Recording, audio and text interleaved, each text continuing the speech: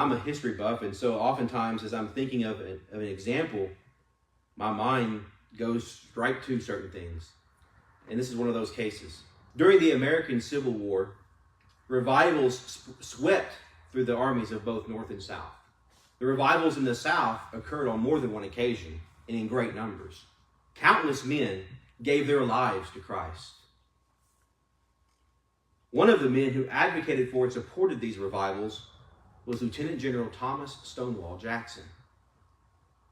He was a Presbyterian, thus a Calvinist, from Virginia.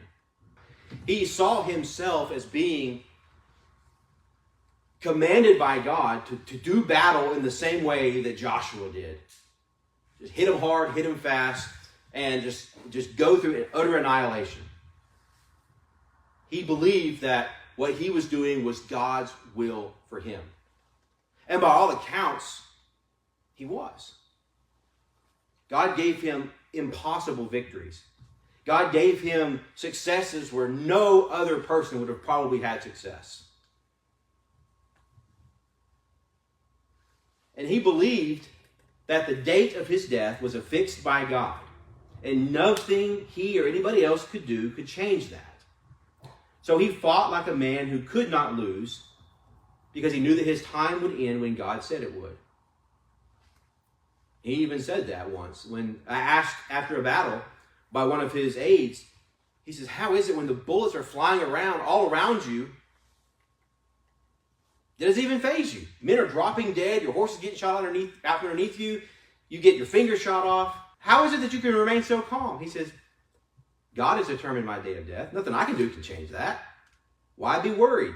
He said, if every man had that attitude, there would be no cowards in the world. I'm paraphrasing what he said, but that's what he believed. And he lived his life accordingly, as we all should.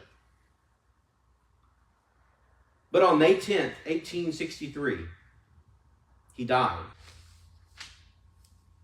But his pastor, who also was his chief of staff, his name was Robert Louis Dabney, he said this at a memorial service for Jackson on the first Sunday of June, 1863, just a couple of weeks after he passed. Dabney says, by that almighty and omniscient providence, all things are either produced or at least permitted, limited, and overruled. There is no creature so great as to resist its power, none so minute as to evade its wisdom. Each particular act among the most multitudinous, which confound our attention by their number, or the most fortuitous, which entirely baffle our inquiry into the causes, is regulated by this intelligent purpose of God. That's mid-19th century jargon for God has a plan. Nothing you do, no matter how big or how small, can change what God's plan is. This was Jackson's pastor, a man who loved him, and he loved him back. Someone that he was fought beside and taught as his pastor in the pulpit on Sunday. This was his friend whose life was cut short. It was God's will. It was God's plan.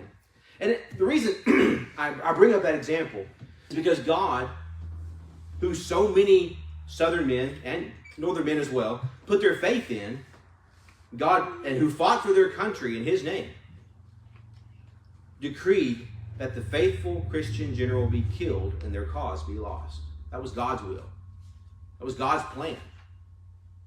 All these men who come to Christ, all these men who turned to Christ and were saved and they were baptized and they gave their lives over to Christ, and they're fighting for a cause that they believe was right. Whether or not you agree is irrelevant. They said, we follow Christ. We are fighting for Christ. We are working to establish a nation that honors Christ. And if you read some of the documents that they produced, that's exactly what it says. But yet God, in his sovereignty, saw fit that they not succeed. And 1/3 of a million of them die. Here's my point. You should serve God in every way that you believe to be correct. And do it with the intent to glorify and honor him. But know this. His will may be that you fail. It may be that you fall in battle. It may be that your cause is lost. Consider that when you think about how much you're pouring into earthly kingdoms. It may be God's will that you fail.